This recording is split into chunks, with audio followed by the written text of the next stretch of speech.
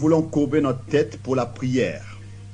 Notre bien-aimé Père Céleste, plein de miséricorde, nous te remercions ce soir pour Jésus ton Fils, qui vint sur terre, qui a été fait pour nos pécheurs, péchés, et qui a pris notre place sur la croix à Golgotha, pour que par sa justice, nous soyons justifiés par notre foi en son œuvre. Nous te remercions pour cela, de ce que nous avons ce privilège, dans ces heures où il n'y a plus d'espérance, toute espérance dans la sécurité nationale, ou bien pour la vie à la maison, ou bien toutes les assurances des nations ont disparu. Ce sont des nations contre des nations, des empires contre des empires. La nature attend et soupire après la manifestation des fils de Dieu, car la fin est là. Des tremblements de terre, des famines, des disettes et des inondations. Nous sommes reconnaissants de ce qu'au milieu de tout cela, il y a un refuge, une assurance dans le rocher des âges. Nous te remercions de ce qu'il demeure avec nous dans ce voyage. Que ce soit une occasion particulière, Père. Il y a beaucoup de cartes de prière qui ont été distribuées pour des hommes, pour des personnes pour lesquelles nous devons prier qui sont malades. Que aucune personne faible reste ici après cette réunion. Que chaque pécheur, quand notre frère David donnera l'appel à l'autel ce soir, qu'ils puissent tous venir à toi. Chaque personne, chaque homme, chaque femme qui sont ici présents, qui ne sont pas encore des chrétiens réels, qu'ils puissent t'expérimenter encore et te recevoir en tant que leur sauveur personnel. Que ceux qui sont rétrogrades puissent revenir à toi, car nous reconnaissons que l'heure est arrivée et l'heure est tard. Nous te remercions dans le nom de Seigneur Jésus-Christ. Amen. Vous pouvez vous asseoir. Ceci a été un jour pour moi inhabituel. J'avais eu le privilège aujourd'hui de visiter le Baden Bright et le bureau de First Jesus. Comme vous êtes privilégiés, vous, d'avoir de telles choses dans votre ville. Dieu a utilisé des hommes ici qui se sont tenus dans les rues et qui ont chanté dans les rues et qui ont prêché l'évangile. Et aujourd'hui, avec ce grand évangile, ils ont presque le monde dans leurs mains, entre leurs mains. Nous remercions Dieu pour ces grandes personnes de la profondeur de notre cœur. Que le Seigneur puisse continuer à les bénir. Le frère Oral Robert et le frère Tony Oxborn. Oui, cela touche mon cœur toujours. Quand je vois comment est-ce que le Seigneur secourt son peuple, quand il fait quelque chose qui secourt son peuple. Chaque soir, je reçois des lettres et des mouchoirs sur lesquels je dois prier. Nous croyons à ça. J'ai lu que certains avaient écrit même de oindre d'huile les mouchoirs. Peut-être que c'est en ordre. Nous croyons que tout ce que Dieu bénit, nous sommes pour ce que Dieu bénit, pour tout ce que Dieu bénit. Mais si vous voulez le faire de manière scripturaire et regarder dans les Écritures, les mouchoirs n'ont pas été oints d'huile, mais on a pris de Paul les mouchoirs avec lesquels il s'était essuyé la sueur. Et nous croyons que Paul était fondamental. Je crois qu'il a pris cela de l'histoire de la Sunamite alors que son fils a été ressuscité des morts. Dans 2 Rois chapitre 4 verset 17 à 37, surtout le verset 29. Élisée a dit à son serviteur, prends le bois et touche l'enfant. Et Élisée savait que tout ce qu'il avait touché était béni. Mais la foi de la femme n'était pas dans le bois, mais dans le prophète. C'est peut-être dans le prophète, c'est peut-être raison que le prophète devait lui-même aller et allonger son corps sur l'enfant. Et nous avons eu un grand ministère de cette manière. Pas grand comme ses frères ici, mais Dieu a béni. Et quand je regardais, alors que je venais ici, j'ai regardé Billy et je me suis dit, à partir de maintenant, mon bureau va me sembler petit. J'ai seulement une roulette, une caravane et 2 machines à taper. Et à partir de maintenant, je vais sembler que ça va être pour moi petit quand j'ai vu le bureau de ses frères. Mais nous prions pour les mouchoirs et le Seigneur bénit partout et guérit les malades et secourt ceux qui mettent en lui leur confiance. Si vous recevez ces mouchoirs dans ces réunions, vous pouvez m'écrire. Si vous voulez les recevoir, vous pouvez m'écrire et je vais vous les envoyer. Vous savez, Nous avons un travail et nous essayons de faire ce que nous pouvons. Même si nous répondons trop tard, enfin tard, nous le ferons malgré tout. Nous allons vous envoyer ces mouchoirs et gratuitement. Le frère Duplessis va de la même manière parler. Il a parlé presque tous les soirs. Vous savez, et quand je viens, ce serait bien qu'on commence alors la lignée des prières. Ce soir, nous avons décidé, je parlais avec mon fils, que nous puissions avoir que nous voulons distribuer des cartes de prière et appeler les malades pour la lignée de prière. Chaque soir, nous nous sommes attendus au Saint-Esprit, nous avons mis en lui notre confiance, que ce soit lui qui appelle les personnes et qu'il soit réellement présent. Je crois qu'il n'y a personne sur terre qui peut guérir. Même les médecins témoignent que la guérison vient seulement de Dieu. Il est écrit, je suis l'Éternel qui te guérit. Exode 15, verset 26. Nous remercions Dieu pour les hôpitaux et pour les médecins. D'aucune manière nous les jugeons. Il n'y a aucun médicament, il n'y a aucune médecine qui pourrait vous guérir. Non, non, cela n'a jamais existé et cela n'existera jamais. Les uns aident, les uns ça les aide, les autres ça les aide pas, les autres ça les nuit, ça les tue même. Il n'y a pas de guérison qui viendrait des hommes. Si j'avais par exemple une coupure dans ma main, il n'y aurait pas eu de médecin pour cela ou bien de médicament. Même si c'était une coupure ordinaire avec un couteau, je pourrais...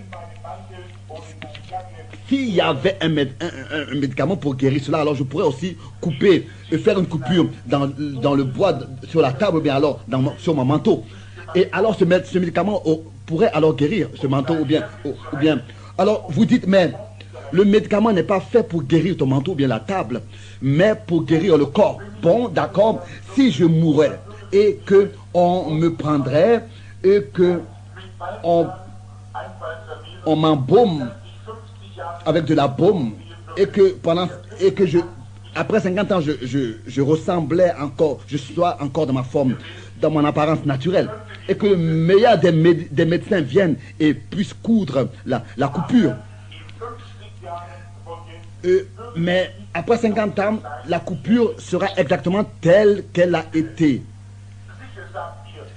Sûrement vous dites, mais oui, mais c'est parce que la vie a quitté ce corps. Alors, je vous pose la question, en quoi est-ce qu'elle constitue la guérison? En quoi est-ce qu'elle est constituée? Par la médecine, par le médicament ou bien alors par la vie? Vous voyez que la médecine ne peut pas former des tissus cellulaires, former des cellules. Si, par exemple, je réparais ma voiture et que je devais changer les roues et qu'en travaillant, je brise mon bras et que je parte rapidement chez le médecin et je lui dis, est-ce que tu peux guérir mon bras? Car je dois repartir tout de suite aujourd'hui et tout à l'heure et continuer à travailler, changer ma roue. Il dira, mais écoute, tu as besoin de guérison de ton intelligence, de ton entendement. On ne peut pas lui dire, tu es un guérisseur. Il dira, mais sûrement pas, je ne le suis pas. Il peut mettre un plâtre, mais il faut que ce soit Dieu qui guérisse. Dieu est celui qui guérit, lui seul. Il n'y a pas un autre guérisseur en dehors de Dieu. J'ai été interviewé par les frères Néo et par d'autres grands médecins, tous, même les frères Néo. Ils m'ont même montré l'écriteau où il est dit, nous ne prétendons pas à guérir. Il y a un seul guérisseur, c'est Dieu. Et nous essayons de faire notre part, d'aider, mais c'est Dieu qui doit guérir. Alors, vous dites, mais qu'est-ce que c'est alors avec la Nivaquine? Ça tue le germe. Bien sûr, c'est à peu près comme si vous auriez une maison pleine de rats qui partout ont rongé des trous, ont fait des trous. Le poison va tuer les rats, mais le poison ne pourra jamais reboucher les trous que ces rats-là ont fait. Vous voyez, c'est comme ça avec la Nivaquine, ou bien alors avec ces autres drogues qu'on donne. Le germe est tué, mais il faut que ce soit Dieu qui guérisse. Toute guérison vient de Dieu. Soyez gentils avec Dieu, aimez Dieu, et il prendra soin du reste. Nous prions pour les malades, nous ne les guérissons pas. J'ai vu 10 000 et 10 000 personnes qui ont été guéries. 4 qui sont ressuscités des morts par mon ministère. Mais jamais j'ai guéri l'une de ces personnes. C'est leur foi dans l'œuvre accomplie à Golgotha du Christ. Il a été blessé pour nos péchés, frappé pour nos iniquités, par notre transgression, à cause de notre transgression. Dans ses meurtrissures, nous sommes guéris. Dans son œuvre accomplie, c'est en cette œuvre que notre foi est ancrée. C'est par lui que la guérison se passe. D'abord, vous devez pouvoir rendre témoignage que vous croyez ce qu'il a dit. De votre cœur, prononcer de votre bouche ce que vous croyez de votre cœur. Alors, à ce moment-là, il est votre grand sacrificateur qui intercède pour vous. Si cela n'est pas l'évangile, je ne le sais pas. Alors ça veut dire que j'ai mal compris. Mais j'ai vu qu'il a fait de grandes choses parmi nous. Un prédicateur me disait une fois, je ne crois pas, même si un homme qui est devenu seulement une ombre et qui était rongé du cancer et que je le vois complètement en bonne santé et qu'on me dit que cet homme était rongé du cancer, qu'il allait mourir, je ne croirais pas. Je dis, mais bien sûr, ce n'est pas pour les incroyants déterminés, c'est seulement déterminé pour les croyants. Les incroyants ne vont jamais le voir. Pour eux, cela n'a jamais été déterminé. Seulement pour les croyants, cela est déterminé. Car à celui qui croit, toutes choses sont possibles à celui qui croit. Nous, les Américains, nous avons trop vu de croyants juifs avec leur tradition d'imposer les mains aux malades. Jamais cela avait été pratiqué dans les pays des nations et parmi les païens. Si vous observez, c'était le chef de la synagogue, Jairus, qui était venu à Jésus dans Marc 5, verset 22, qui a dit, impose tes mains à ma fille, car elle était très malade. Mais pour les Romains, là-bas, le centenier dans Matthieu 8, verset 5, il n'a pas dit de venir imposer les mains. Il a dit, je ne suis pas digne que tu viennes dans ma maison. Prononce seulement une parole et cela sera accompli. En Afrique, nous avons une lignée de prière, à peu près des milliers de personnes par cette lignée de prière sont passées, d'où le frère Duplessis vient. Et là-bas, nous avons eu 30 000 personnes qui se sont converties après quelques moments, qui ont accepté Jésus-Christ en tant que leur sauveur personnel. Et des milliers, le frère Bosford les a estimés. Le vieux Bouddha Bosborn, beaucoup le connaissaient. Je ne sais pas combien de milliers il a estimé que des paralytiques, des boiteux, ils ont laissé tout, leur canne et leur béquille alors qu'ils ont été guéris. Leur lit, leur civière, alors qu'ils ont vu la réalité, ils ont cru et ils ont été guéris. Sans que je les appelle devant pour imposer leurs mains. Mais ici à la maison, on veut toujours que des mains soient imposées. Ça, c'est selon votre foi. Cela vous sera fait selon votre foi. Toujours nous sommes reconnaissants de prier pour les malades. Mais ce qui est mieux, c'est que quand la foi vient parce qu'on entend de la parole de Dieu, comme c'est écrit dans Romains 8, alors nous prononçons notre bouche ce que nous croyons en notre cœur, par la foi qui est venue par la prédication du Christ. C'est ainsi que la prédication que je veux tenir ici dans quelques minutes, seulement un petit drame et un exposé dans cette réunion. Je voudrais aller dans Matthieu, l'évangile de Matthieu, le chapitre 14 au verset 27. Jésus leur dit aussitôt, rassurez-vous, Matthieu 14, verset 27, c'est moi. N'ayez pas peur. Oh, comme j'aime ce verset. Ça a dû être à peu près le lever du soleil, c'est comme ça que je peux me l'imaginer. Alors que ce grand pêcheur de poissons avait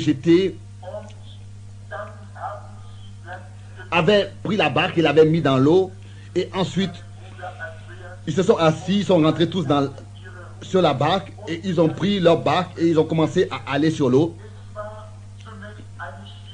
C'était d'abord un calme sur le lac. Et après que le dernier ait dit au revoir à ceux qui étaient restés au bord du lac, ils sont allés sur le lac avec la barque. Et ensuite, ils ne pouvaient plus se voir l'un l'autre, ceux qui étaient au bord de l'eau et ceux qui étaient sur la barque. Ça a dû sûrement être le disciple Jean qui a essuyé la sueur de son front et qui a dit, bien-aimés frères, alors que j'étais encore un jeune homme, je pouvais bien me rappeler comment est-ce que ma mère me prenait sur ses genoux et me lisait les Saintes Écritures. Et comment est-ce qu'elle a lu et m'a raconté comment est-ce que nos pères sont venus dans ce beau pays. Ils sont sortis de l'Égypte d'où ils étaient en servitude depuis 400 ans. Et comment est-ce que le grand Jéhovah, Dieu, a fait tomber du pain pour nos pères du ciel et les a nourris pendant 40 ans. Je peux bien me rappeler comment est-ce que j'ai dit, oh maman, est-ce que les anges ont fait le pain et ensuite l'ont envoyé à nos pères. Elle m'a dit, mon petit Jean, je ne crois pas que les anges aient fait le pain. Je crois que Dieu, le grand créateur du ciel et de la terre, c'est lui qui a seulement prononcé une parole et appelé à l'existence ce pain, cette manne, et a nourri notre peuple. Et bien aimés frères, maintenant que pensez-vous alors que vous avez vu cet après-midi, disait Jean à ses frères, alors que notre Seigneur a pris 5 pains et a nourri 5000 personnes. Que pensez-vous? Sûrement que nous n'avons pas été trompés comme les hommes le disent. Cet homme doit avoir une relation intime avec Dieu, Jéhovah, car il peut créer du pain dans ses mains. Je ne crois pas qu'il disait cet homme doit être un faux prophète. Je ne le pense pas, non. Nous croyons que nous suivons le Fils de Dieu, a dit Jean à ses frères. Et je peux entendre comment est-ce que Simon, le grand pêcheur de poissons, avait dit, bien sûr, là-bas mon père et moi nous avons aussi pêché le poisson il y a quelques années. Et il m'a raconté, Siméon, je vieillis et j'ai essayé de servir Dieu toute ma vie et j'ai vécu gravement et sérieusement comme je le pouvais avec Dieu. Et je vous ai éduqué, vous mes enfants, dans la foi au même Dieu. Mais cela semble comme si je ne vais plus voir le Messie. Mais vous, vous êtes jeunes. Vous pourrez le voir.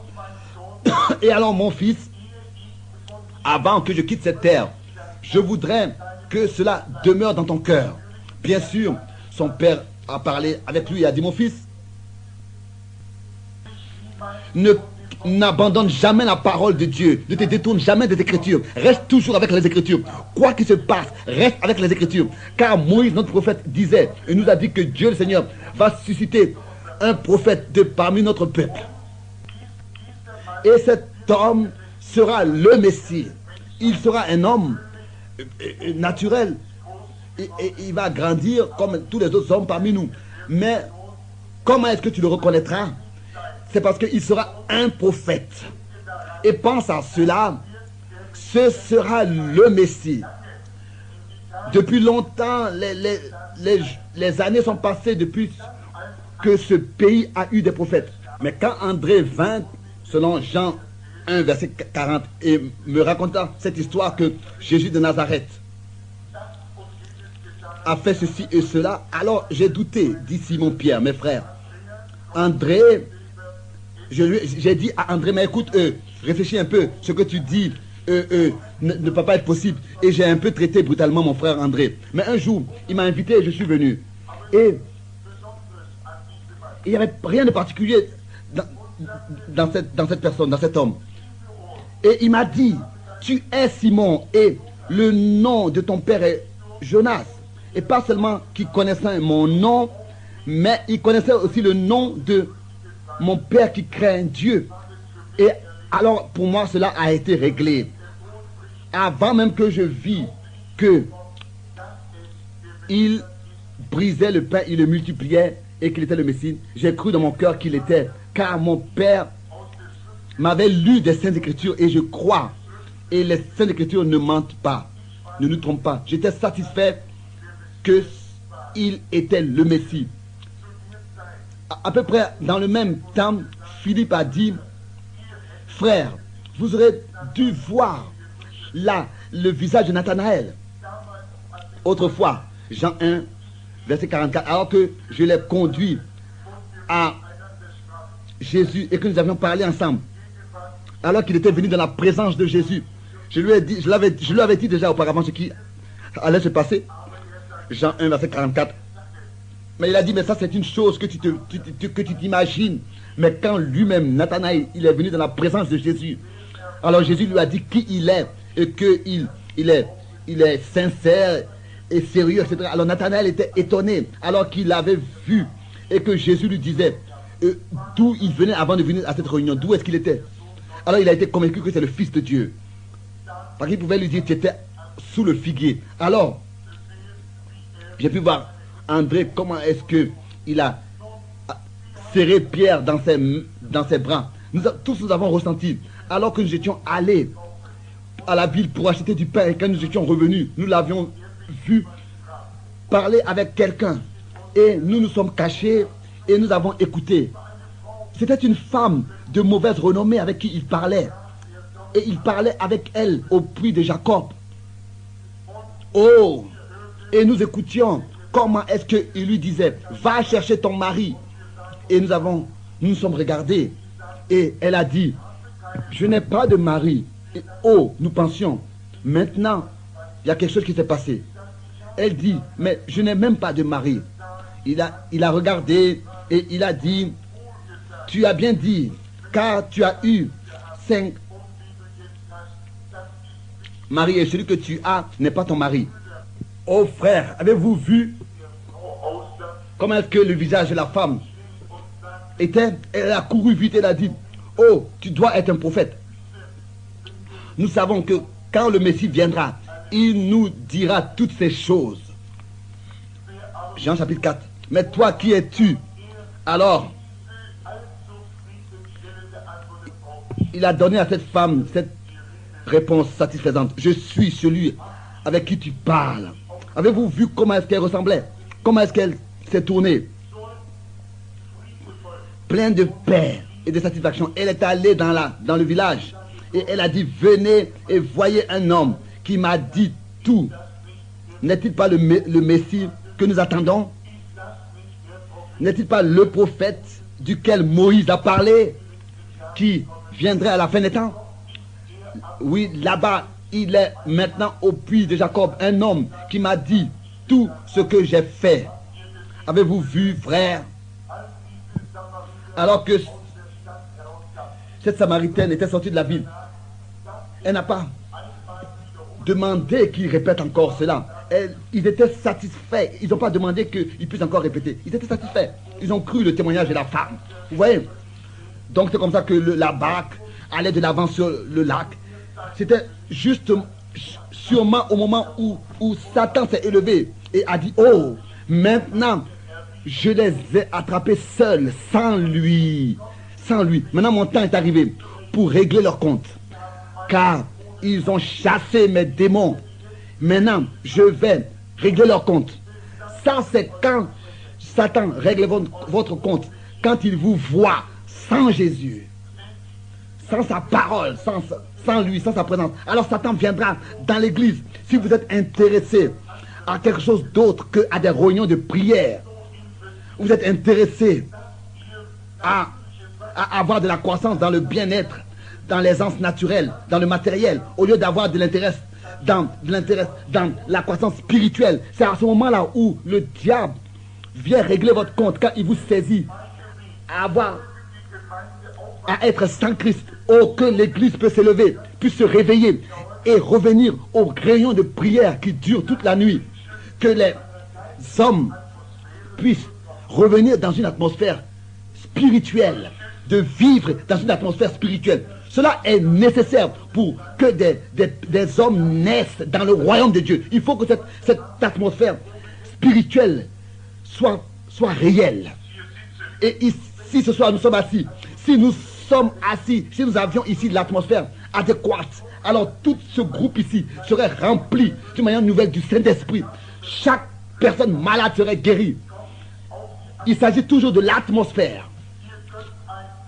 Vous pouvez mettre un œuf de poule dans un foyer et le poussin va sortir aussi. il s'agit de l'atmosphère qui compte, de la chaleur. Vous pouvez même prendre un œuf de poule et le mettre sous un animal quelconque, sous un chien. C'est pas obligé que ce soit une poule. Seulement la chaleur est nécessaire pour que le poussin sorte. On n'a pas besoin de doctrine et de philosophie et d'interprétation et de division et de disputes parmi les croyants. Ce n'est pas par une telle atmosphère que des personnes naîtront dans le royaume de Dieu. Nous avons besoin de l'Esprit de Dieu qui d'une manière nouvelle se répand sur son peuple pour qu'une atmosphère spirituelle soit créée. Pas que l'un dise, moi je suis de celui-ci, moi je suis de celui-là, moi je crois ceci, moi je crois comme ça, moi je crois cela. Non, alors c'est difficile pour le Saint-Esprit d'agir. Vous savez, le jour de la Pentecôte, le Saint-Esprit s'est effusé d'abord.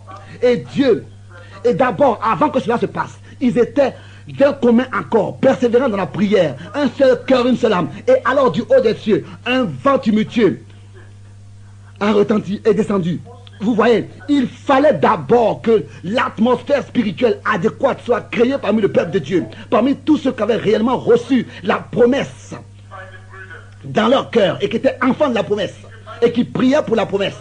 L'Église devrait maintenant être à des milliers de kilomètres avancés. Comme c'est écrit dans Hébreux 5, vous devriez être des maîtres et vous avez encore besoin de l'air. Regardez ce qui s'est passé en Afrique, alors que notre bien-aimé Billy Graham avait été défié par cet hindou qui avait apparu contre la parole de Dieu. Cela montre que nous avons besoin d'une autre atmosphère que de la théologie. Nous avons besoin de la puissance du Saint-Esprit parmi nous et en nous. Des hommes qui sont prêts à se tenir pour ce que Dieu a dit et savent que c'est la vérité. Ça, c'est l'atmosphère que nous avons besoin. C'est un grand jour d'aisance et de prospérité. Nous sommes tellement intéressés à l'aisance que nous avons abandonné la chose principale. Nous sommes allés sans lui, sortis sans lui. Ça, nous n'avons pas le droit de le faire. Nous avons besoin de cette atmosphère. Christ, vous voyez, et sa résurrection. Il n'était pas loin d'eux, car il savait qu'ils auraient besoin de lui. Nous aussi, nous le savons ce soir. Nous le savons. Je sais que j'ai besoin de lui. Vous avez besoin de lui. Tous, nous avons besoin de lui. J'ai besoin plus de lui. Vous avez besoin plus de lui. Ça, c'est une chose avec laquelle je ne serai jamais satisfait.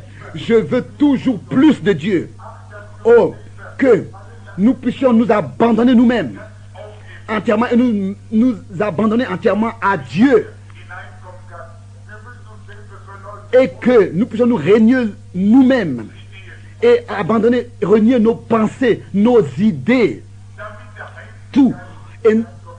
Et nous abandonner au Seigneur pour que le Saint-Esprit puisse réellement établir sa demeure et faire ce qu'il a promis parmi nous et à nous et par nous. Et nous rappeler, Jésus savait que les disciples entreraient dans des difficultés.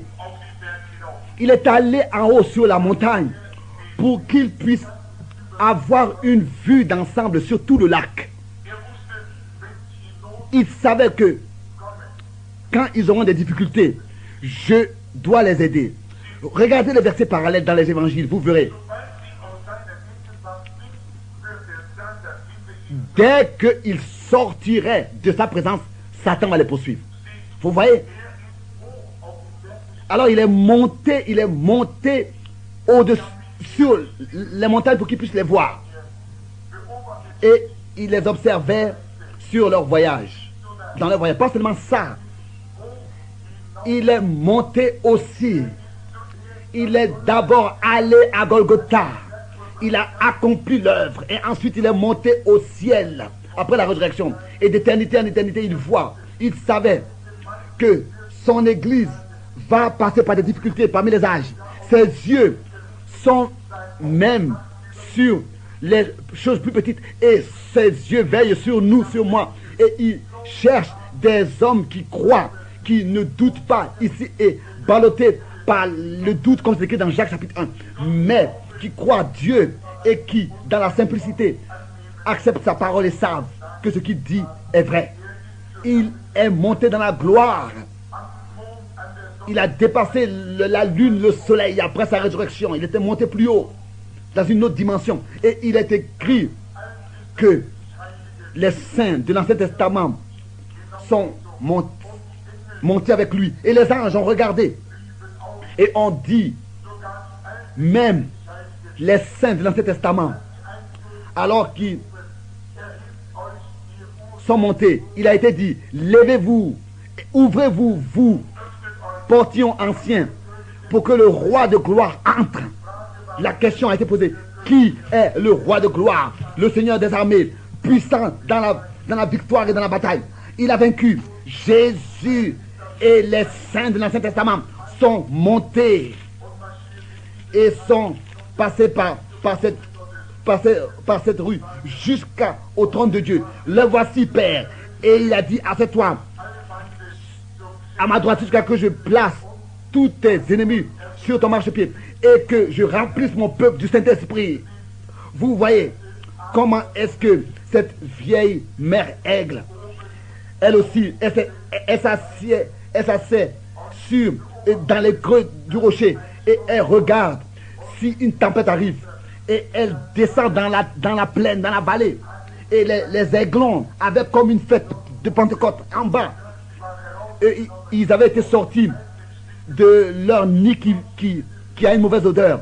Et là-bas, ils jouaient comme des enfants, laissés par leur mère.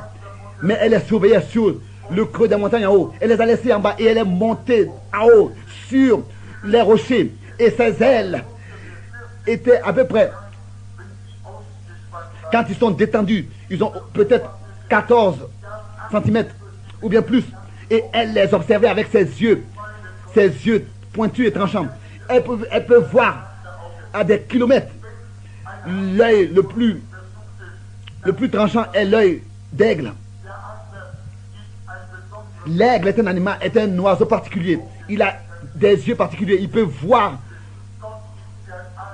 d'où il se trouve. Et Dieu est comparé à un aigle. Jéhovah, il est assis sur le trône de la gloire. Et il observe ses enfants.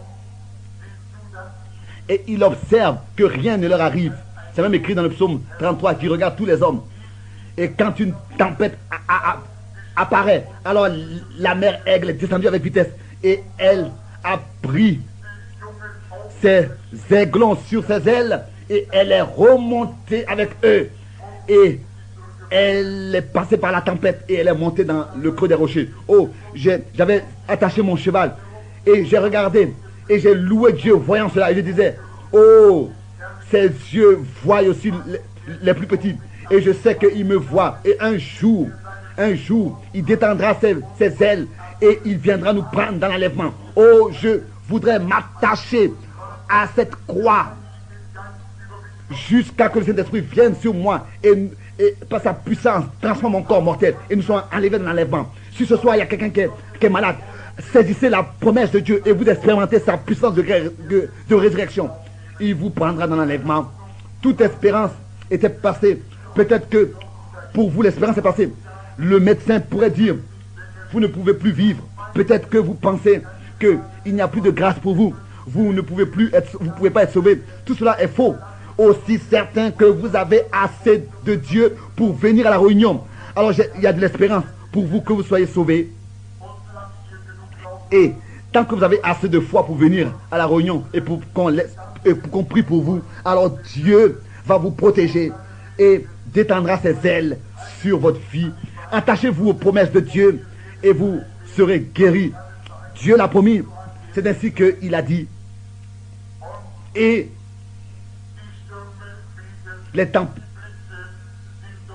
c'est ainsi que la tempête menaçait et le diable a laissé sortir son poison et les disciples étaient là-bas sur la mer et des centaines, ils avaient chassé des centaines de démons et maintenant le diable voulait se venger.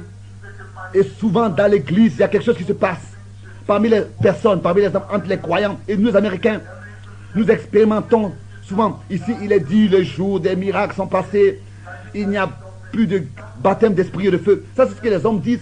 Ils ne savent plus, ils ne savent pas autre chose. Moi, je vous dis que Jésus-Christ est le même, hier, aujourd'hui et éternellement. Et tel qui baptisé d'esprit et de feu, il le fait encore aujourd'hui. Nous devons l'expérimenter en tant que le même. En tant que le même. Matthieu 3 et Matthieu 13, et Hébreux 13, verset 8. Alors que les disciples étaient dans de grandes difficultés, ils ont regardé et ils ont vu comment est-ce qu'il venait à eux marchant sur l'eau. Mais c'était triste, bien-aimés, frères, amis, ils pensaient que c'était un fantôme, un esprit. Et c'est comme ça aussi aujourd'hui avec l'église. Ils ont peur de la seule espérance qu'ils ont, avec laquelle ils peuvent s'attendre, qui peut les aider. Ils ont peur. Si Jésus aujourd'hui, dans cette réunion, pouvait venir dans une forme physique, il dirait la même chose comme autrefois. Il dirait n'ayez pas peur. Je le suis, c'est moi. Prenez courage. Je crois qu'il est ici maintenant. Je crois que son Saint-Esprit est ici. Car la même chose se passe qu'il a fait autrefois. Les mêmes choses, le même fruit est manifesté comme autrefois par son ministère. C'est la preuve qu'il est présent. Ne soyez pas comme ça, superstitieux ou bien incrédule, mais soyez unis d'un commun accord dans la prière et dites, Seigneur, je crois que tu nous envoies cet esprit, tu nous as envoyé cet esprit, nous croyons que tu l'es, nous l'acceptons, nous ne croyons pas que c'est du spiritisme ou bien un autre isme, mais nous croyons que cela vient de toi, parce que tu l'as promis dans les Écritures. Nous sommes ici pour recevoir ce que tu fais aujourd'hui. Si tu pries pour nous, pas seulement moi, mais ce groupe de prédicateurs ici vont aussi prier avec moi, pas seulement un seul prie, mais tous nous prions pour les malades. Et si j'étais malade et que je venais ici dans la lignée de prière, je voudrais que tous vous priez pour moi. Et si mon enfant, mon bébé, ou bien ma femme, ou bien quelqu'un, alors je voudrais que vous puissiez tous être sincères à fond et prier avec celui qui crie. Et même pour ma mère, pour mon père, pour mon frère, pour mon frère, pour ma soeur, pour mes parents. Alors je voudrais que vous soyez sincères. Et moi je voudrais être sincère et prier pour eux, et prier pour les hommes, et être sincère. Et je vous dis, rien d'autre que ce que les Saintes Écritures disent. Christ vous a déjà tous guéris. Vous êtes déjà guéris il y a plus de 1900 ans. Dans ces meurtrissures, nous sommes guéris. Au moment où il a été... Et si nous pouvions nous tenir, s'il pouvait se tenir ici aujourd'hui, son corps est assis à la droite de sa majesté céleste. Et je vous dis que dans l'enlèvement, nous allons le rencontrer dans les airs. Il viendra, son retour sera comme l'étincelle qui sort de l'Orient à l'Occident. C'est ainsi que son retour sera. Et chaque genou et chaque jeu leveront et confesseront un jour qu'il est le Seigneur. Mais aujourd'hui, il est ici en esprit. Son esprit est ici. Dans le temps de Luther, on vivait dans la justification dans le temps de Wesley. Ils sont passés par la sanctification. Et l'Église a toujours été plus petite. Et ensuite, le mouvement, le réveil pentecôtiste a suivi avec l'effusion du Saint-Esprit et de la distribution des dons de l'Esprit. Et maintenant, nous arrivons à la pierre de fête. Et l'Esprit de Dieu doit établir sa demeure dans l'Église. Le même Esprit qui était en Christ. Alors que Dieu avait confirmé l'alliance avec Abraham. Vous savez ce qui s'est passé? Dans Genèse 15, on a égorgé une colombe, etc. Et en Amérique, les gens font aussi des alliances. Par exemple, ils se serrent les mains. Et par cela, ils disent d'accord, nous sommes d'accord. Au Japon, par exemple, ils prennent du sel. Quand un contrat est fait. Et en Orient, ils immolent, ils égorgent un animal. Comme Abraham avait égorgé le bélier, etc. Ou bien alors une chèvre. Vous savez, ces trois animaux qu'il a immolés dans Genèse 15. Et ensuite, c'est ainsi qu'il signait le contrat. Et ils ont placé cela entre les animaux égorgés. Et si quelqu'un brise l'alliance, le contrat, alors il doit être égorgé comme cet animal qui a été égorgé, entre lequel le contrat a été mis. L'un a pris une partie du contrat, l'autre a pris l'autre partie. Et les deux devaient être complètement en accord. Vous voyez? Il fallait que ce soit la même chose. C'est ainsi que Dieu l'a fait à Golgotha. Dieu a montré à Abraham que par son fils Isaac, Jésus viendra. Et Dieu a pris Jésus à Golgotha. C'est là-bas que Jésus a été divisé, a été égorgé. Son corps est monté à la droite de sa majesté divine. Et il a déversé son esprit sur l'Église. Et lors de la résurrection, l'esprit qui était en Christ doit devoir être dans l'Église. Sinon, ce n'est pas le même contrat, ce n'est pas la même alliance. J'espère que vous voyez, frères et sœurs, de quoi il s'agit. Le même esprit, la même vie, la même nature qui était en lui doit être en vous aujourd'hui. Ça, c'est l'alliance, c'est la nouvelle alliance, c'est le contrat que Dieu a fait avec nous. Et si nous brisons ce contrat en ce que la même vie, le même esprit, la même puissance n'est pas en nous, nous ne pourrons pas prendre part à l'enlèvement. Il a dit, celui qui croit en moi fera les mêmes œuvres que j'ai faites, a dit le Seigneur. Il est aujourd'hui, ce soir, ici. Nous voulons courber les têtes. Est-ce que quelqu'un est ici parmi nous? Un homme, une femme, un jeune homme qui ne le connaissent pas dans le pardon des péchés. Et vous voulez que nous puissions penser à vous dans la prière et vous direz, Seigneur, fais-moi devenir un vase par lequel tu peux agir. Est-ce que vous voulez voir quelque chose que le Seigneur fait? Vous voulez maintenant lever vos mains et dire, frère Branham, je veux accepter Christ. Que Dieu te bénisse, monsieur, que Dieu te bénisse partout, partout, sur les balcons, partout, ici à ma droite. Que Dieu vous bénisse partout, vous tous qui levez les mains. Et sur le balcon devant moi. Et sur le balcon à ma gauche. Si vous n'êtes pas des chrétiens, je vous demande que Dieu vous bénisse, que Dieu vous bénisse, que Dieu te bénisse, jeune homme. Ici à ma gauche, que Dieu te bénisse. Je vois ta main. Dieu vous voit, il sait tout sur vous. Bon, c'est bien. Père Céleste, prions. Ils ont levé leurs mains.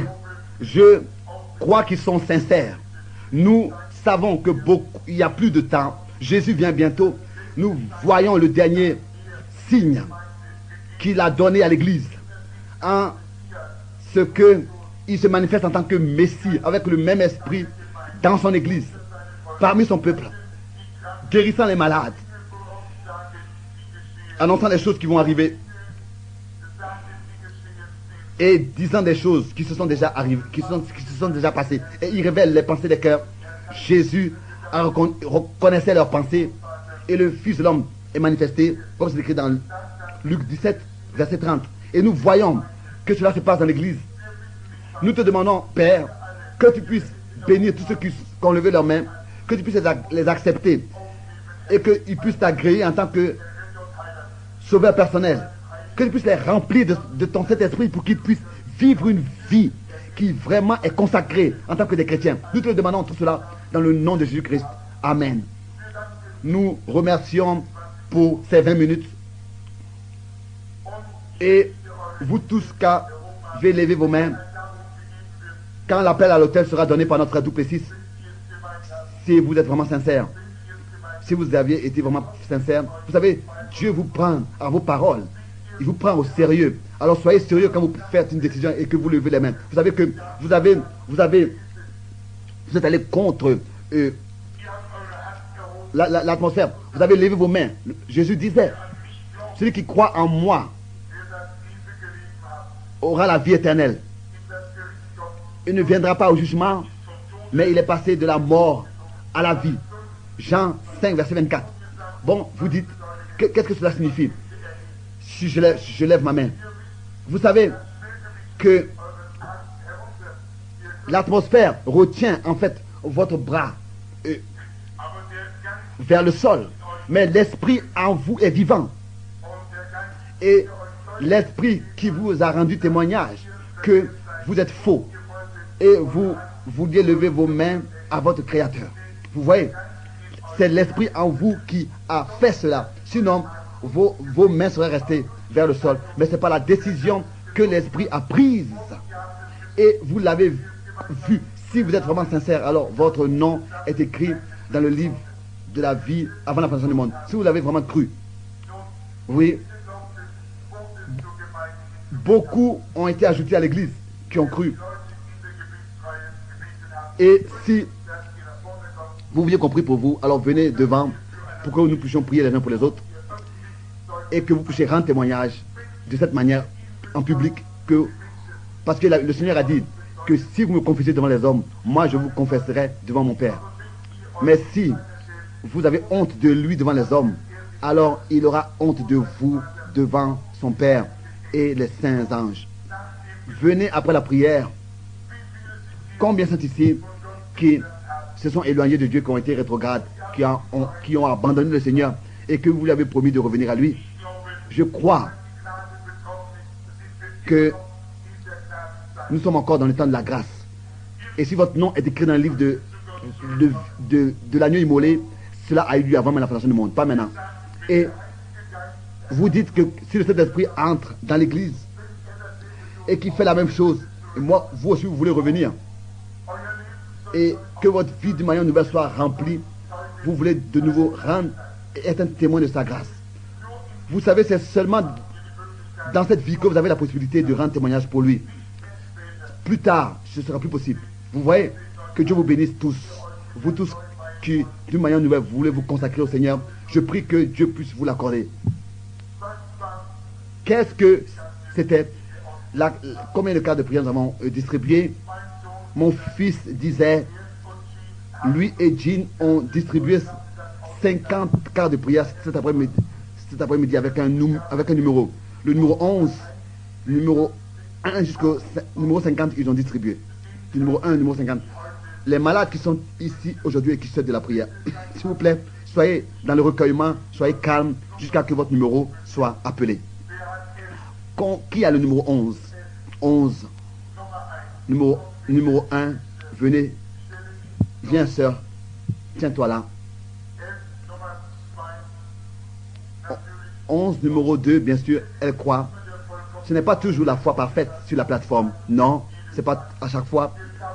Ici, nous avons aussi appelé jusqu'à 26, je crois. C'est vrai? Jusqu'à 26. 23 n'est pas encore venu. Qui a la carte numéro 23? La carte numéro 23, qui l'as-tu? Madame, non, tu as 24. Qui a 23? Oui, s'il te plaît, viens. Ensuite, 24, 25.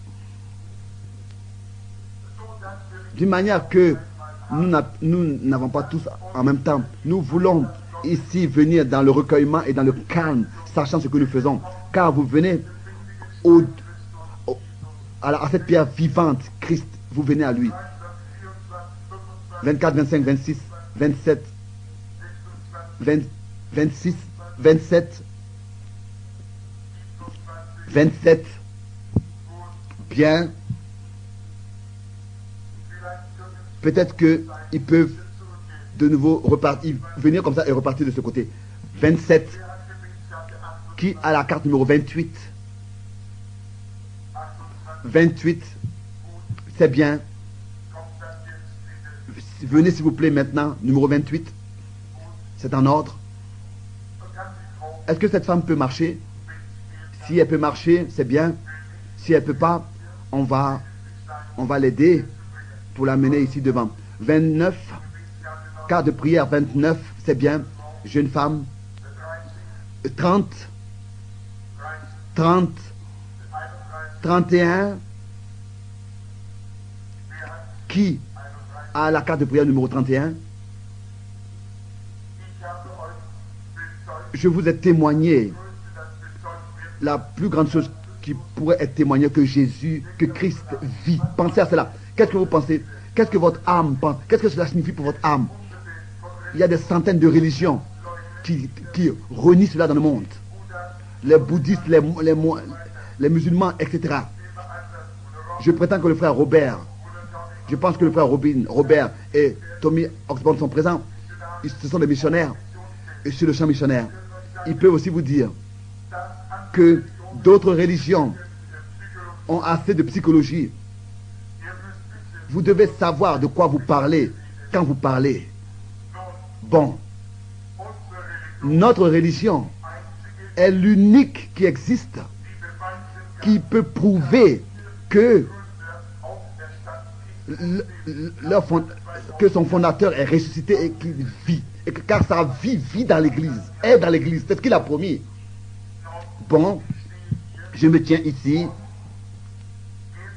et je donne cette déclaration qu'il se manifeste. Et ici, il y a plus de 1000 personnes ici ce soir. Et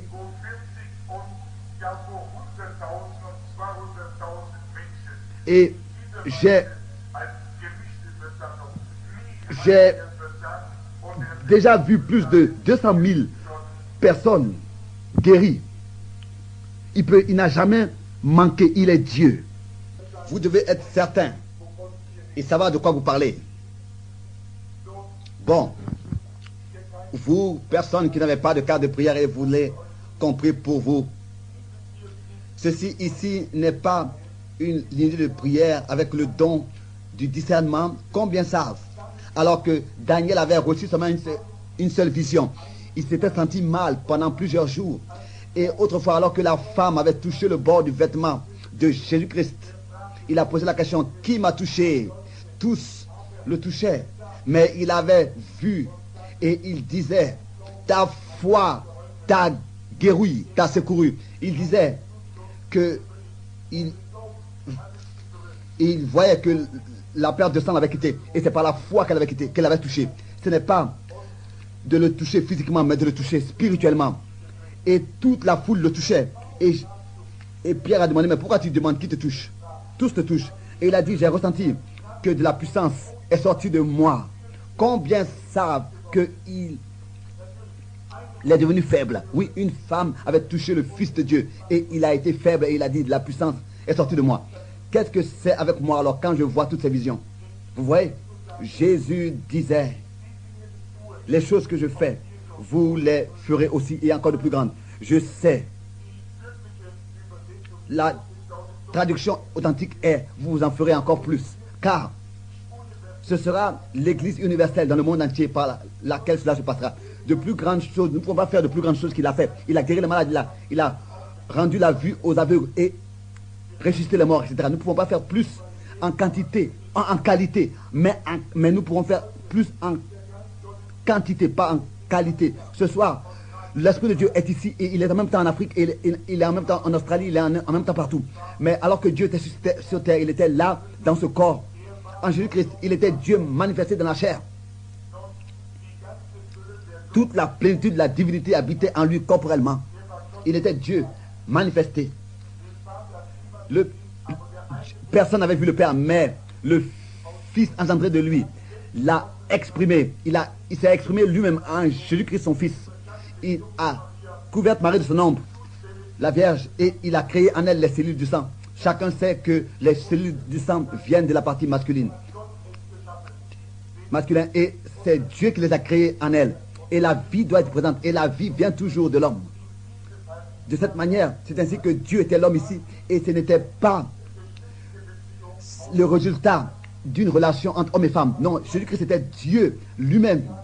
Le sang de Dieu était en lui. Vous voyez, créé par Dieu. Et en lui habitait toute la plénitude de la divinité corporellement. Il avait l'esprit sans mesure. Nous avons l'esprit avec une mesure. C'est écrit dans Jean 3. Si je vais à l'océan et avec ce don que Dieu m'a accordé, je tire une comparaison avec l'océan. Ce serait comme si ce serait une cuillère à thé qu'on prenne de l'eau de l'océan. Lui, il avait tout l'océan.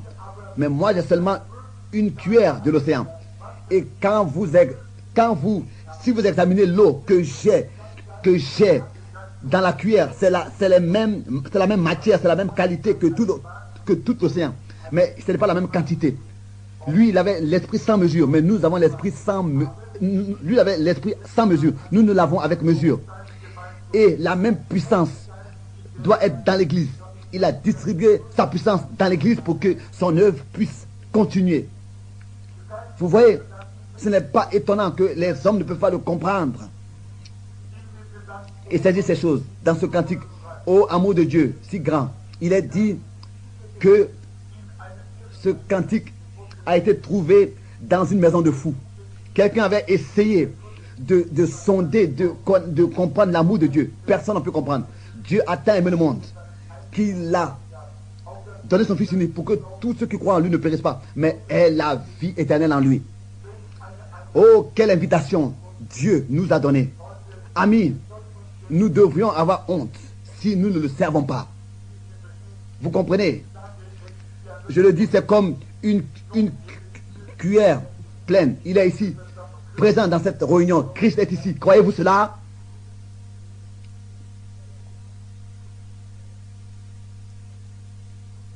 Bon, pour que vous puissiez savoir, est-ce que quelqu'un n'a jamais vu dans ma réunion ce qui se passe? Dans mes réunions, ce qui se passe? Oh, plus que la moitié de l'église, de l'assemblée ici, de l'église, n'ont jamais vu ce qui s'est passé dans l'une de ces réunions. Bon, je ne vais pas continuer à utiliser le temps, mais vous tous qui croyez Dieu et qui n'avez pas de carte de prière, que le don du discernement puisse être à l'œuvre là-bas. Avez-vous de la foi, assez de foi de toucher son vêtement? Avez-vous de la foi? Si vous croyez, bon, alors vous pourrez le recevoir. Si Jésus-Christ est le même hier, aujourd'hui et éternellement, comme c'est écrit dans Hébreux 13, verset 8, croyez-vous cela? Est-il grand sacrificateur qui est assis à la majesté à la droite de sa majesté et intercède pour nous si nous confessons? Il est grand sacrificateur qui a de la compassion avec nous. Vous qui êtes venus de manière nouvelle, croyez-vous cela aussi? Comment est-ce que vous agiriez si vous le touchiez aujourd'hui? Comment est-ce qu'il allait agir si vous le touchiez aujourd'hui? S'il est le même comme il était autrefois. La femme avait touché le bord de son vêtement. Et il lui a dit autrefois ce qu'il avait et qu'elle est guérie. Il lui a dit ce qu'elle avait sans qu'il le sache, sans qu'elle lui dise. Il lui a dit ce qu'elle avait et lui a dit qu'elle est guérie. Si vous le croyez, croyez. Priez. Que le don du discernement puisse avoir lieu, puisse être manifesté là, parmi ceux qui n'ont pas de cas de prière. Si vous vous tenez dans la lignée de prière, je peux seulement prier pour vous, imposer les mains. Et vous imposer les mains. C'est ce que ça dit. Voici les signes qui accompagneront ceux qui auront cru. Ils imposeront les mains aux malades et ceux-ci seront guéris. Pas seulement moi, mais tous ceux qui croient. Nous ne sommes pas ici pour montrer quelque chose. Nous ne sommes pas des gens qui font du théâtre. Nous sommes des chrétiens.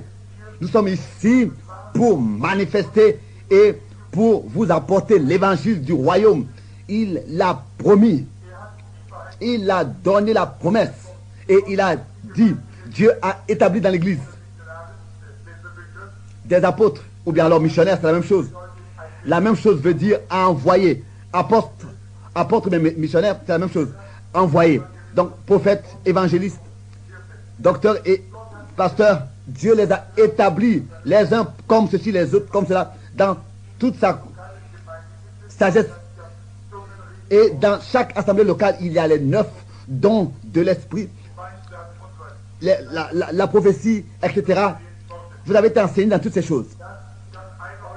Une parole de sagesse, etc. Et c'est ainsi que Dieu accorde à chacun selon sa parfaite volonté. Si Christ est parmi nous, qu'il puisse le prouver. Ayez la foi et faites confiance. Que cela soit ainsi. Que au moins 2 ou 3 soient appelés de quelque part dans l'église, dans l'assemblée. Priez et dites, oh Dieu, que permettre que cet homme s'adresse à moi. Je ne sais pas. Lui, c'est lui qui le sait. C'est pas moi, c'est lui. Vous tous qui m'êtes étrangers, levez les mains. Tous dans l'église. Vous qui ne me connaissez pas et que je ne connais pas, levez les mains. Vous voyez? Bon, priez. Priez et voyez, est-ce que le grand sacrificateur vit encore et intercède pour nous? Est-ce que vous pouvez encore le toucher? Priez. Alors, toute la superstition, tout sera ôté. Même cette image a été ôtée, cette photo a été prise partout, au Canada, en Allemagne, partout, cette photo avec la lumière surnaturelle, avec la photo surnaturelle de la colonne de feu, est accrochée à Washington. En tant qu'une preuve, Dr. John J. Lacy a témoigné que ce n'est pas de la psychologie, car la lumière a vraiment été là et elle a été frappée par l'appareil de photo. Ce n'est pas de la psychologie. Ils ont prouvé que la lumière a été réellement là, présente, réelle. Ici, la photo, la femme qui est assise là-bas avec la tête courbée et prie.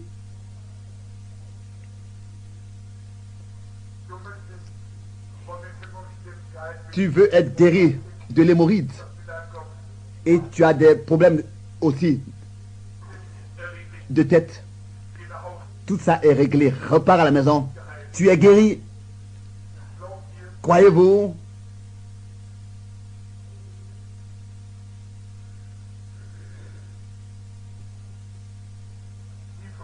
La femme qui est assise là-bas à la fin, elle a levé sa main.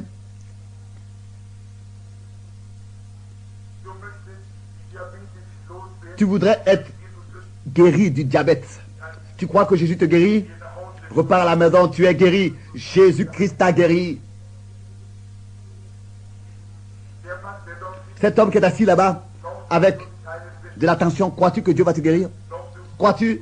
Bon, lève-toi. Cet homme là-bas avec la cravate rouge, je ne te connais pas. Je ne sais pas qui tu es. Tu m'es étranger. Repars à la maison, Christ t'a guéri. Jésus-Christ t'a guéri. Croyez-vous tous, vous qui êtes ici pour la première fois, croyez-vous tous, qui est ici en tant que premier sur la plateforme? S'il vous plaît, restez là tranquille. Nous sommes étrangers l'un de l'autre, n'est-ce pas? Dieu nous connaît, nous deux. Il y a une femme ici.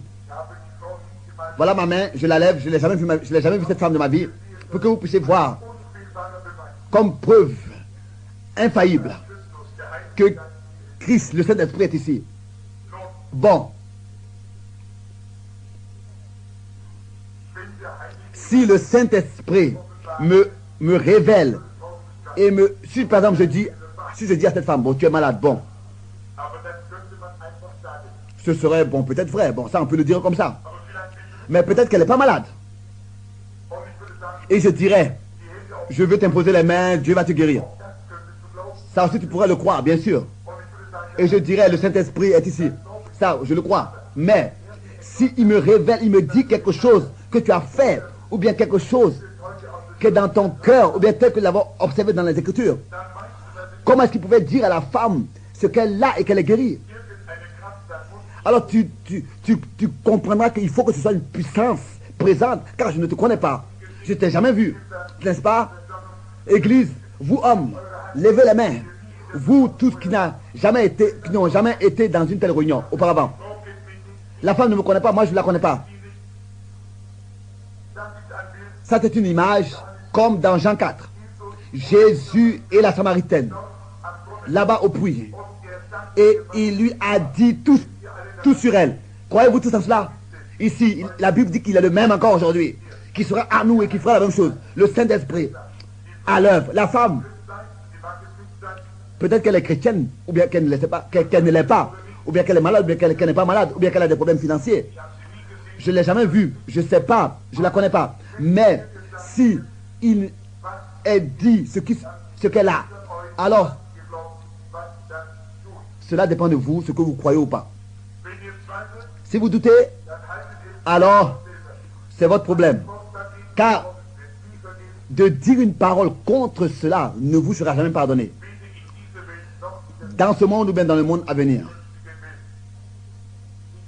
Je ne sais pas ce qu'il va dire, mais quand il parlera, tu sauras est-ce que cela est vrai ou pas. Tu es une chrétienne. Et ça, je ne le dis pas parce que tu remues tes lèvres, non, pas à cause de ça. Parce que tu pourrais faire comme si tu pries.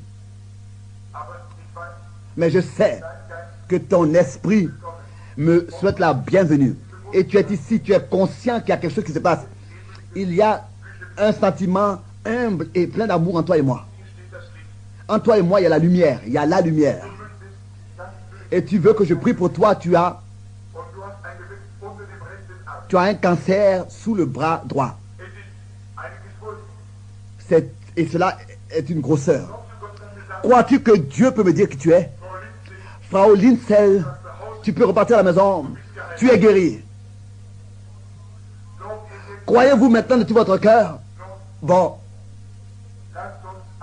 Nous voulons tous prier et demeurer dans un esprit de prière. Notre Père Céleste te guérit. Viens. Bon. Tu sais qu'il m'a été montré ce que tu as. Oh Dieu au ciel. Est-ce que tu veux que je te dise? Tu as des douleurs de femme, n'est-ce pas? Repars à la maison. Crois, ta femme, ta foi t'a guéri. Ta foi t'a guéri. Oh Seigneur, je prie que tu puisses secourir notre bien-aimé frère et le guérir alors que je lui impose la main. Viens mon frère. Oh Dieu, que tu puisses guérir notre frère, je le prie au nom de Seigneur Jésus-Christ. Viens. Crois-tu que Dieu te guérit et te guérit? Ne doute pas. Oh Père, je te demande que tu puisses la guérir. Viens. Vous voyez? Les visions ne guérissent pas. Je dis seulement ce qui se passe avec vous. C'est Dieu qui guérit, ce n'est pas les visions qui vous guérissent. Il est ici, bien sûr. Il n'est pas seulement ici. Et chez ceux qui sont devant, il est avec vous tous. Viens ici. Crois-tu que Dieu peut me dire où est ton problème? Est-ce que tu croiras que cela vient de Dieu? Bon. Tu veux que je prie pour le cancer que tu as. Regarde, voyons voir si le Saint-Esprit ne va pas révéler autre chose. Bien sûr. On peut voir même ce cancer sur ton visage. Oui, on peut le voir. C'est sur le visage. Bon. Tu veux que je prie pour ça? Tu es un homme gentil. Tu es un prédicateur. C'est vrai. Tu n'es pas d'ici. Tu es d'une autre ville. D'une ville avec beaucoup de bois. Tu es de Arkansas. Tu pries pour quelqu'un là-bas qui a le cancer. Tu as été guéri une fois du cancer. Et ton cancer était dans ton cou. Et j'avais prié. C'était à Dongola. Et le cancer t'avait quitté. Ça, c'est ainsi dit le Seigneur. C'est vrai. Crois-tu que Dieu peut me dire ce que tu es? Révérend Mr. Stephan, ta foi est grande. Va, il t'a guéri. Croyez, ne doutez pas. Soyez tous dans la prière. Priez tous pour les malades. Si c'est votre mère ou bien qui que ce soit, ou bien un parent, je prie que tu puisses lui accorder sa vue, qu'il soit guéri au nom de Jésus-Christ. Oh Dieu, j'impose les mains sur cette femme, qu'elle soit guérie au nom de Jésus.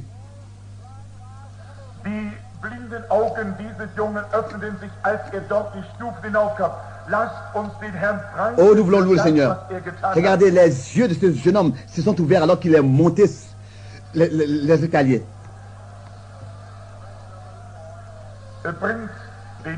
Apportez l'enfant ici. Si vous pouviez seulement croire, avant même qu'il vienne ici, compris pour lui, en montant l'estrade, ses yeux se sont ouverts. Au nom de Jésus-Christ, sois guéri. Que Dieu te bénisse. Crois-tu de tout ton cœur? Viens. Il prie pour plusieurs personnes. La puissance de Dieu est ici. Père, au nom du Seigneur Jésus-Christ, guéris ce frère. Viens, sœur. Crois-tu de tout ton cœur? Oh Père Céleste, je prie que tu puisses la guérir maintenant au nom du Seigneur Jésus-Christ. Car je prie au nom du Seigneur Jésus-Christ. Acceptez, croyez. Avez-vous tous cru de tout votre cœur? Il a déjà été prié pour elle. Crois-tu que Dieu peut me révéler ce que tu as? C'est quelque chose de très sérieux. Tu as besoin d'être encouragé dans la foi, n'est-ce pas? Tu veux que je prie pour le cancer? Tu as une faiblesse, tu es nerveuse sur quelque chose? tu as une parente et c'est ton mari. Tu as un parent, c'est ton mari. Il était ici dans la réunion et il devait repartir à la maison, n'est-ce pas? Crois-tu que Dieu peut me dire qui tu es? Frau Madame Austin, tu peux repartir à la maison, tu es guéri. Ne doute pas. Ayez la foi. Croyez tous maintenant de tout votre cœur qu'elle puisse recevoir sa guérison maintenant et que la malédiction puisse la quitter dans le nom de Jésus-Christ. Croyez-vous tous. Croyez de tout votre cœur. Notre bien-aimé Père Céleste, que tu puisses bénir et guérir cette femme. Pendant que je passe maintenant parmi la lignée et que j'impose les mains, Seigneur, guéris cette sœur pour qu'elle soit guérie. Avec ce cancer, tu vas mourir. Crois-tu que Dieu te guérit? C'est quelque chose de merveilleux. Les ténèbres t'ont quitté. Si tu crois, alors le cancer ne te tuera jamais. Repars ton chemin. Le Seigneur te guérit. Viens, sœur. Nous te demandons ta grâce au Père. Je te prie pour cette femme.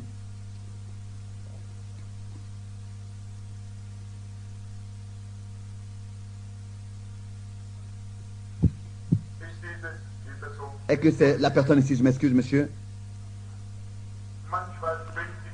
Parfois, quand je vois les visions, je ne sais pas exactement. Je deviens faible. Je ne sais pas qui est le patient et qui. Crois-tu que c'est très bien?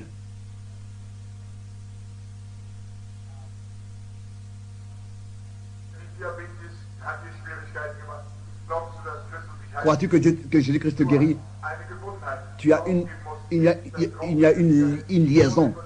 Il y a un lien que tu dois quitter. C'est la cigarette et aussi autre chose. Il y a un esprit ténébreux sur toi. Est-ce que tu accepteras le Seigneur?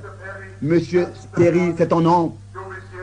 Tu es délivré. Jésus-Christ te guérit et guérit ta maladie. Repars ton chemin heureux. Croyez-vous de tout votre cœur? Croyez-vous tous? Je me demande, est-ce que tous les hommes qui ont levé les mains il n'y a pas longtemps, est-ce que vous voulez tous venir devant et aussi vous tenir là dans la lignée et venir devant dans la présence du Saint-Esprit?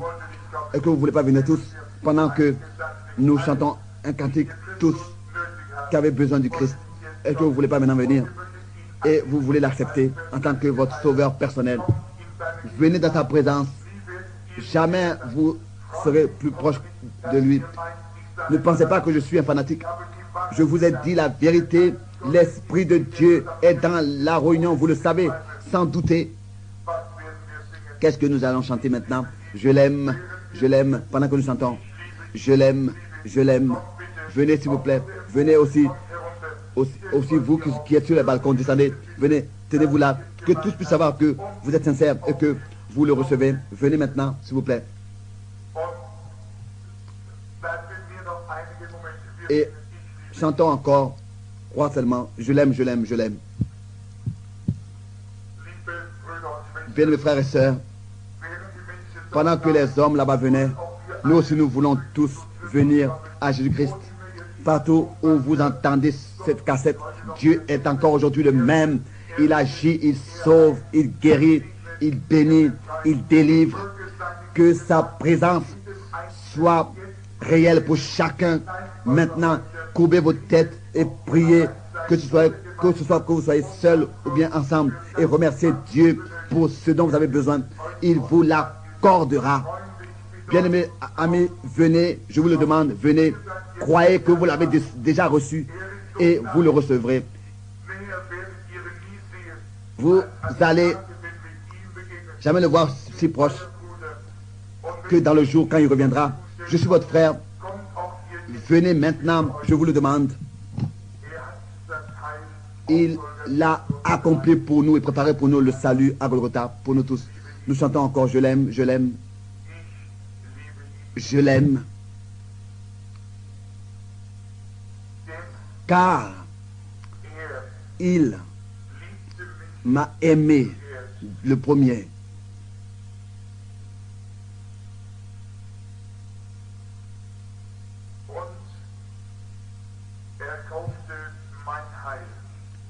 et m'a racheté et a payé le prix pour mon salut à Golgotha.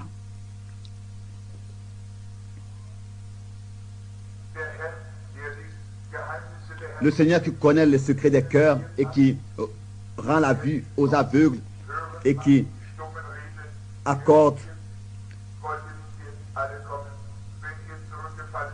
aux sourds leur oreille et à ceux qui ne peuvent plus parler, aux muets, de parler. Venez à lui qui ressuscite les morts. Si vous voulez recevoir son esprit, pourquoi est-ce que vous ne venez pas? Venez, bien votre guérison, venez. Venez tous à lui. Ne pensez pas que je ne connais pas les Écritures. N'attendez pas que maintenant le miracle d'Apocalypse 11 se passe un jour. Cela ira aux Juifs et alors ce sera terminé. Croyez-moi que je suis le serviteur de Dieu. Quand les Juifs accepteront Christ en tant que Messie, alors le temps des nations est passé. Maintenant c'est votre heure. Vous les nations, venez. Nous chantons encore. Venez pour que je ne sois pas obligé de répondre pour vous le jour du jugement. Nous chantons encore. Je l'aime. Prédicateurs, frères, venez. Venez devant.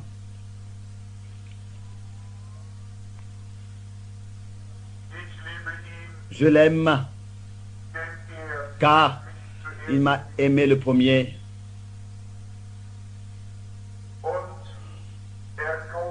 Et a racheté mon salut, a payé le prix pour mon salut à Golgotha.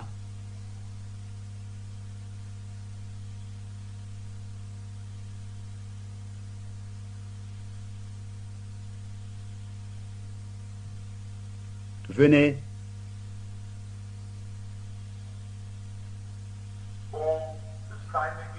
Oh, sa présence est ici.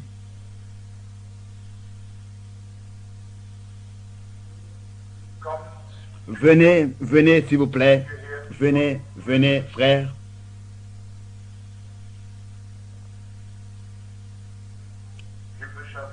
Père céleste, nous t'apportons maintenant au nom de ton Fils, notre Seigneur Jésus-Christ, ces hommes qui se sont placés ici devant l'église.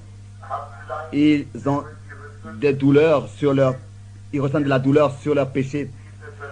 Ils sont la victoire de cette réunion. Nous te les apportons dans ta présence. Et il est écrit dans les Écritures que personne ne peut venir à moi si ce n'est que le Père ne l'attire premièrement. Et il est aussi écrit que tous ceux que le Père m'a donnés viendront à moi. Quel peuple privilégié ils sont ce soir, car nous savons que le Dieu Tout-Puissant les a attirés à son Fils. Ils sont le don que Dieu donne à son Fils. Personne ne peut les ôter de sa main, a dit Jésus. Ils sont sûrs dans sa main, entre ses mains. Ils viennent parce qu'ils sont convaincus par ton esprit. Le Saint-Esprit les a conduits dans ta présence. Ils sont convaincus qu'ils étaient faux et dans l'erreur et qu'ils viennent à toi pour recevoir la vie éternelle. Il est écrit tous ceux qui croient reçoivent la vie éternelle. Tu as dit qu'à la fin des jours, tu les ressusciteras au dernier jour, au dernier jour. Et voilà, la fin est devant nous. Aucun scientifique, tous les scientifiques ne peuvent pas expliquer, n'est-ce pas, toutes ces choses que tu as fait, la vie et tout ça. Mais tout cela est manifesté. Tout cela est manifesté. Le soleil, c'est le soleil, la chaleur qui fait ressortir la vie. Et tous ceux qui sont ici ce soir se tiennent devant cette réunion, devant ton serviteur et devant ses prédicateurs. Maintenant, ils sont là pour accepter la vie éternelle. Un jour, ils vont repartir à la poussière. Peut-être que la tombe dans laquelle ils sont il sera mis une pierre là-dessus, mais la vie éternelle est pour toujours en eux. Jésus les appellera et ils ressusciteront. Ils sont là, ils te sont donnés, qu'ils puissent vivre sur terre plein de joie et qu'ils puissent trouver une bonne église locale et accomplir leur devoir là-bas jusqu'à que la mort les libère ou bien que le ciel les reprend. Seigneur, accorde cela, il t'appartient au nom du Seigneur Jésus-Christ. Vous qui êtes venus pour vous repentir, croyez maintenant, l'avez-vous accepté en tant que sauveur personnel? Tout ce que vous pouvez faire, il faut que cela vous... Il faut que vous regrettez réellement vos péchés et que vous avez décidé d'abandonner cette vie dans le péché et d'accepter Jésus-Christ. Merci. Que Dieu Seigneur vous bénisse. Vous, les frères prédicateurs, venez, imposez-leur les mains et nous allons prier pour eux, pour qu'ils puissent recevoir le baptême de cet esprit partout où ils se tiennent.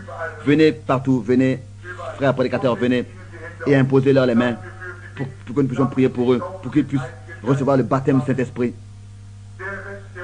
Le reste de l'église, courbez vos têtes dans la prière.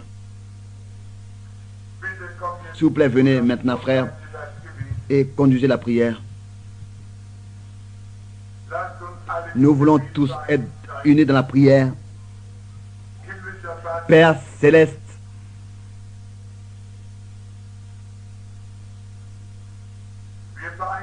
nous nous unissons dans la prière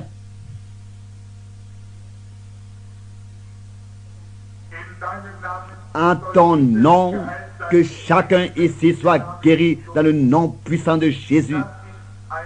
Ça, c'est un ordre, que tous les liens soient brisés et que tu accordes la liberté et la guérison à ceux qui viennent à toi. Loué soit le nom du Seigneur.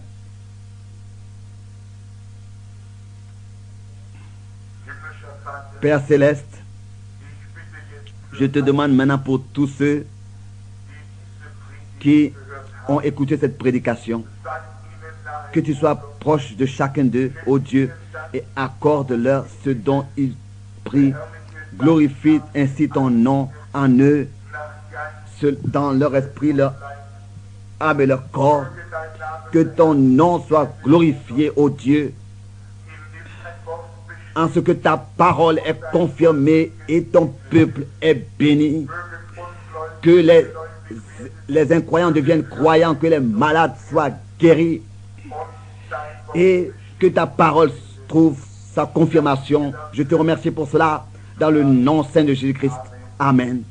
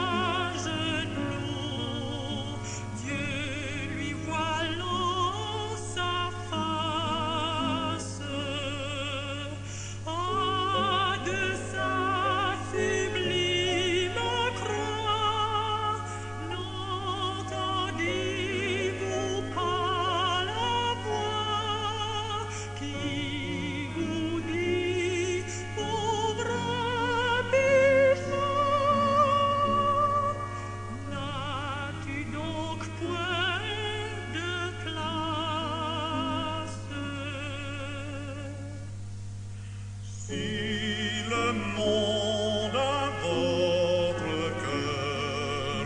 Croyez-vous donc qu'il fasse jusqu'au bout votre bonheur? Vous savez que tout passe. Oh, pendant qu'il en est temps, écoutez les doux accents